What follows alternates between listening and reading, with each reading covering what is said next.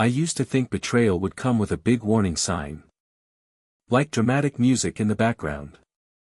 A sudden confession. A lipstick stain on a collar. Something obvious. But in my case, betrayal sounded like my wife laughing at her phone from the other side of the couch and telling me, it's just a meme. My wife, Emily, and I had been married for 6 years.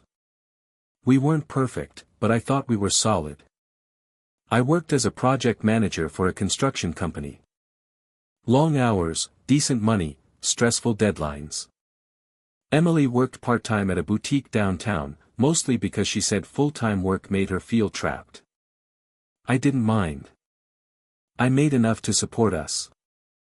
I paid the mortgage, utilities, insurance, car payments, vacations, dinners, her salon appointments, her shopping, everything. And before anyone says I'm making it sound transactional, I'm not. I loved taking care of my wife. I thought we were a team. I thought my hard work was building a life for both of us. Emily used to tell everyone that I was the best husband in the world. She posted pictures of flowers I bought her. She bragged about surprise weekend trips. She called me her safe place. Looking back, I think she loved the lifestyle I gave her more than she loved me. The first change happened about a year ago. Emily started caring way too much about her appearance before going to work. Again, nothing wrong with looking nice. But this was different. She used to go to the boutique in jeans, light makeup, and a ponytail. Suddenly, she was leaving the house in tight dresses, heels, perfume, full makeup, curled hair. I asked her once, jokingly, big sale today or fashion show? She smiled and said, can't a girl feel pretty? I said, of course. And I let it go. Then came the phone behavior. She used to leave her phone everywhere. Kitchen counter. Bathroom sink. Couch cushions. Half the time I had to bring it to her because she forgot where she put it. Then suddenly, it never left her hand. She took it to the shower. She slept with it under her pillow. She turned notifications off. When I asked why, she said, I'm trying to be less distracted. Which would have made sense if she wasn't staring at it constantly. Then came the late shifts. Emily's boutique closed at 8 p.m. For years, she was home by 8:30. Then she started coming home at 10. Then 11. Then sometimes after midnight. She said they were doing inventory. Then staff meetings. Then private events. Then client styling appointments. I didn't know much about boutique retail, so I believed her. Because that's what you do when you trust your spouse. One Friday night, she told me she had to work a private event for some VIP customer.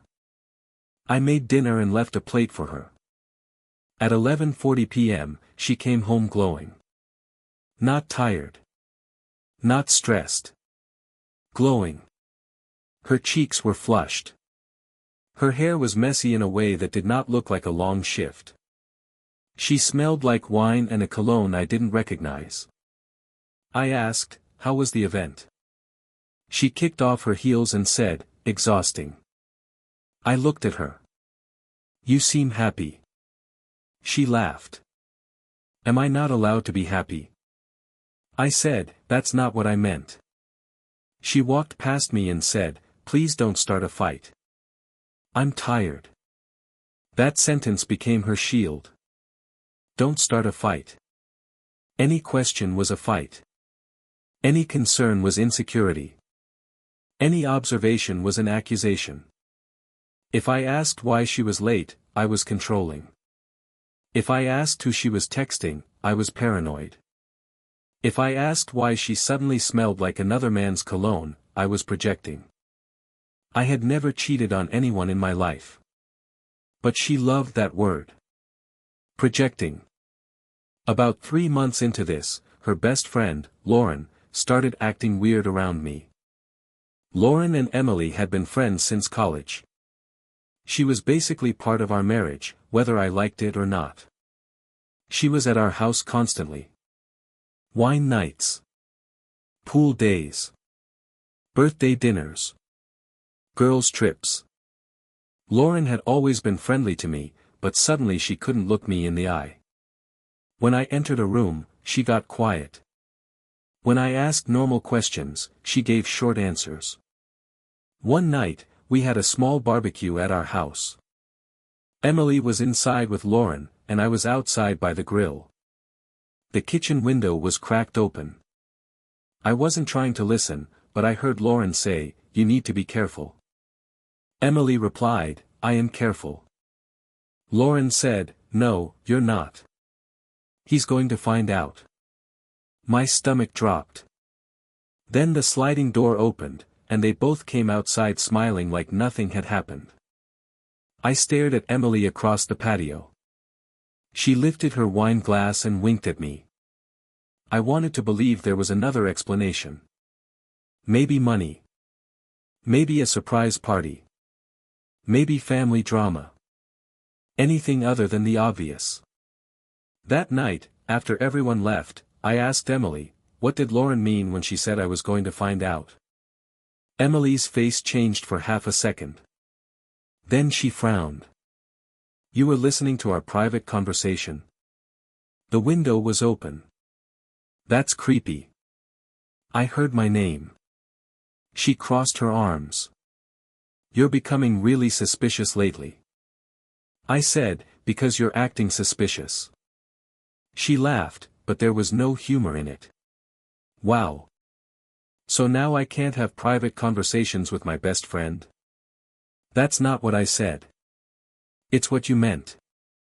I slept in the guest room that night because I didn't trust myself to keep arguing. The next morning, Emily acted like nothing happened. She made pancakes. She kissed my cheek. She asked if I wanted to go furniture shopping. That was one of the most confusing parts. She could be cold and defensive one night, then sweet and affectionate the next morning. It made me feel insane. Like maybe I was the problem. Like maybe I was reading too much into things. Then came the anniversary trip. Our 6th wedding anniversary was coming up, and I booked a cabin in the mountains for the weekend. Emily had always wanted to go there. Hot tub, fireplace, hiking trails, expensive wine, the whole thing. When I told her, she smiled, but it didn't reach her eyes. "That weekend?" she asked. "Yeah." "Why?" "I might have a work thing." I stared at her. "For our anniversary weekend?" She sighed. "I don't control the schedule." "You work part-time at a boutique." "That's really disrespectful." I said, "Emily, I planned this for us." She said, "And I appreciate that, but my life doesn't revolve around your plans." That hurt. Because for years, my life had revolved around hers. I cancelled the trip. Lost the deposit. She didn't seem upset. She actually seemed relieved. On the Friday we were supposed to leave, she told me she had to work late. I didn't argue. I just said, "Okay." Then I did something I'm not proud of. I drove to the boutique. I parked across the street at 8:15 p.m. The lights were off. The front door was locked. No one was inside. I sat there for 10 minutes, feeling my marriage collapse in real time. Then I called her. She answered on the 4th ring. There was music in the background. "Hey," she said, sounding annoyed. I asked, "Still at work?" "Yeah." "Why?" "What are you doing?" "Inventory." "I told you."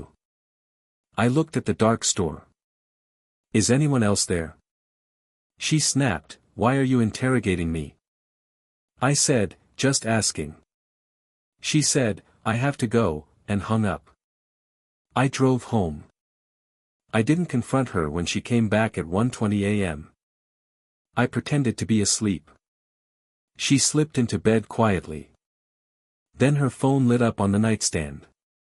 A message from someone saved as M. I couldn't read all of it, but I saw enough. Tonight was worth the risk. I felt my heart beating in my throat. I didn't touch the phone. Not because I was noble. Because I was afraid of what I'd find. The next morning, Emily was cheerful. Too cheerful. She made coffee and said, "Maybe we can do a late anniversary dinner tonight." I looked at her and said, "Who's M?" Her smile disappeared. "What? Someone texted you last night." She stared at me. "You went through my phone." "No." It lit up. "You're lying." "I'm not." She slammed her mug down. "You're spying on me now." I said, "Are you cheating?" She gasped like I had slapped her. "How dare you? Answer the question. I can't believe you think so little of me." "Emily." She started crying.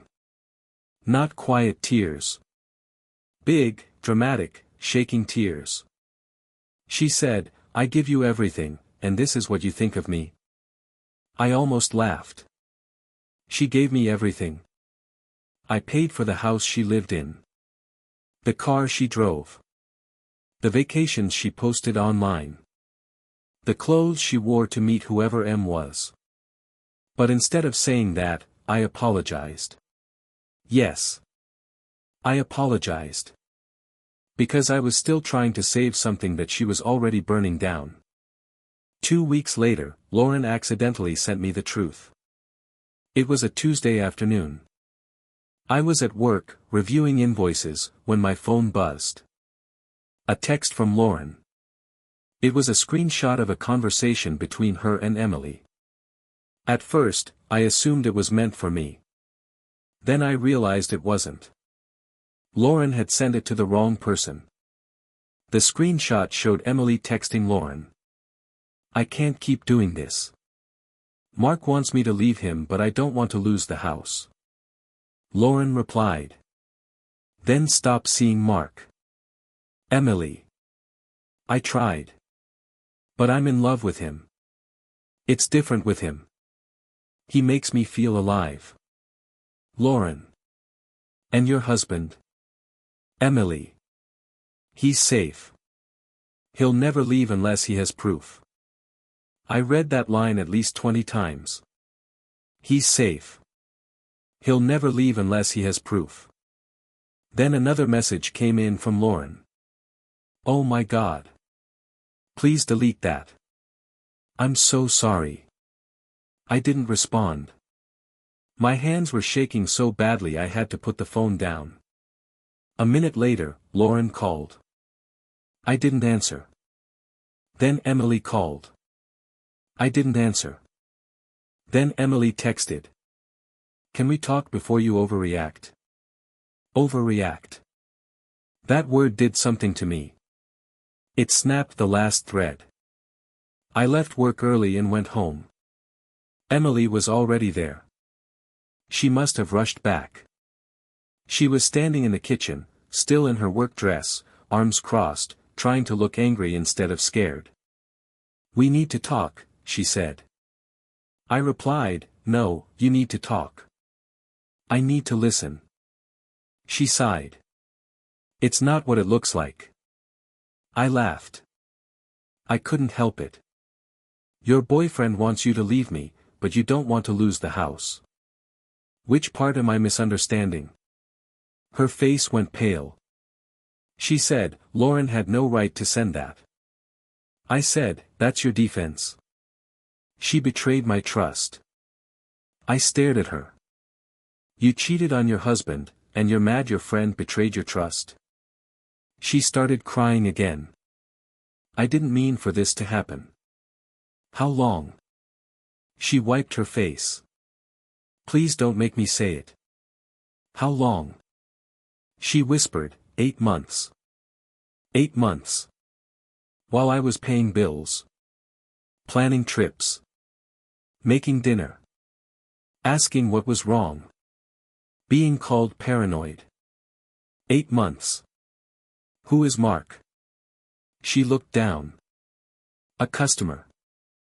I said, from the boutique. She nodded. Married? She didn't answer. That was answer enough. I asked, did you bring him into our house? She shook her head quickly. No. I didn't believe her. But honestly, it didn't matter anymore. I said, pack a bag. Her head snapped up. What? Pack a bag and go to Lauren's. This is my home. No. This is the house I bought before we were married. You turned it into a waiting room while you decided whether your affair was worth losing it. She screamed at me then. Called me cruel. Cold. Controlling. She said I cared more about the house than our marriage. I said, you cared more about the house than telling me the truth. That shut her up. For about 10 seconds. Then she said the sentence I'll never forget. You were supposed to fight for me.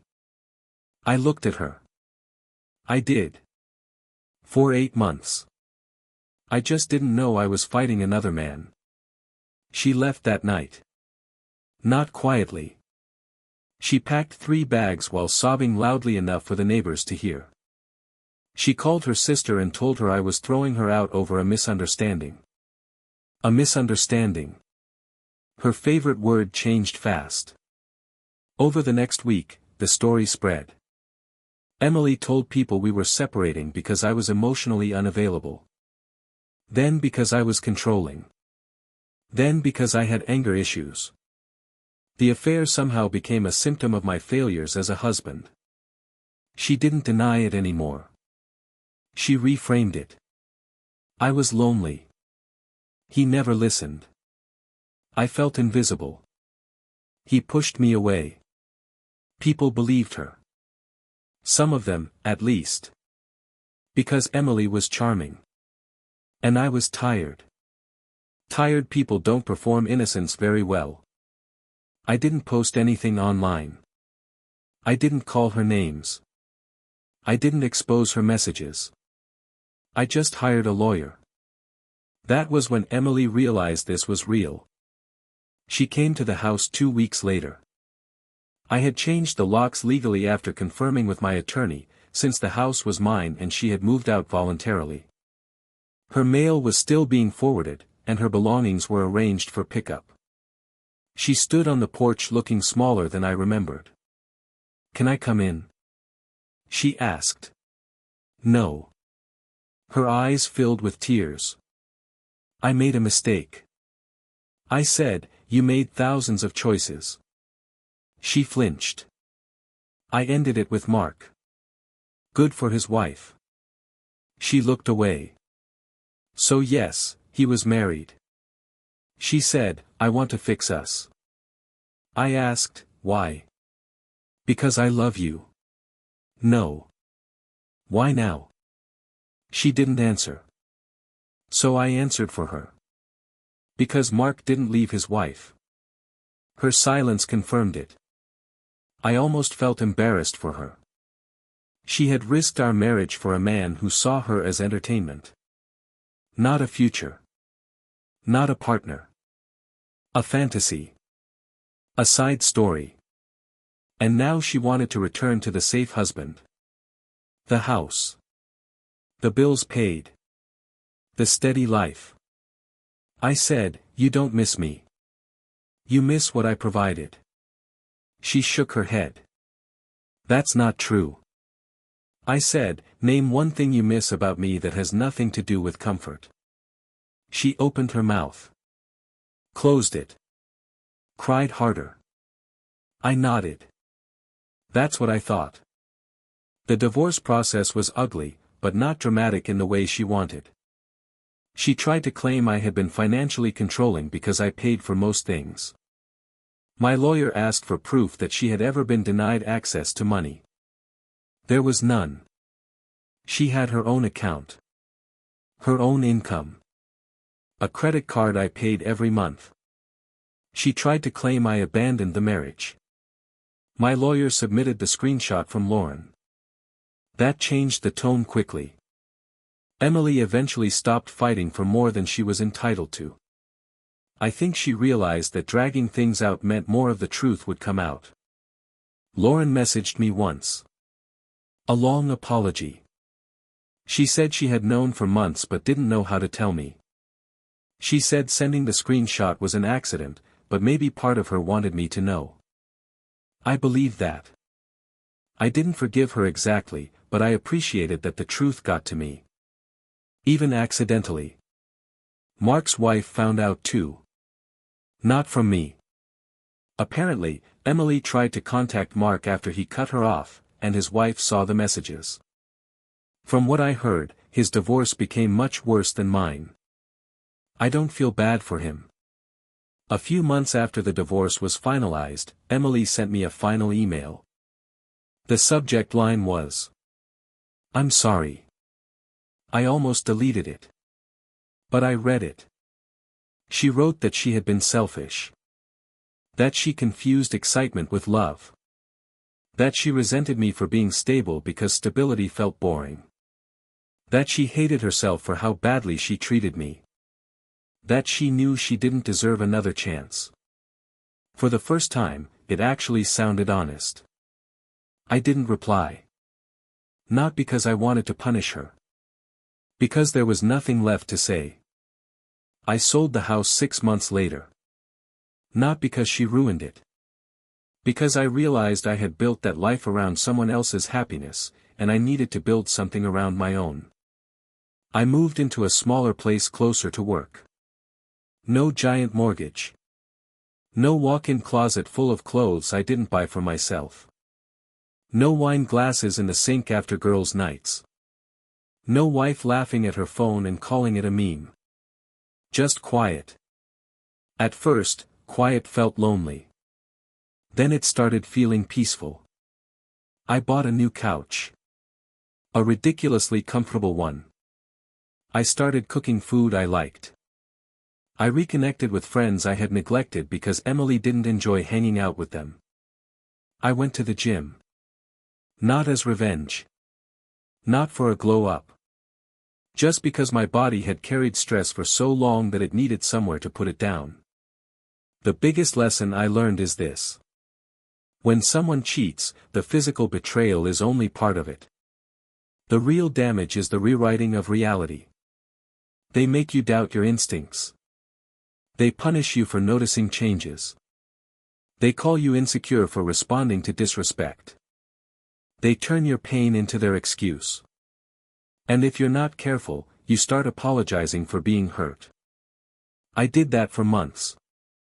Never again. I don't hate Emily anymore. Hate takes energy. I save that for better things now. But I will never forget the sentence she wrote about me. He's safe. He'll never leave unless he has proof. She was wrong. The proof didn't make me leave. The proof just made me stop lying to myself. Because deep down, I already knew. I just loved her too much to believe it.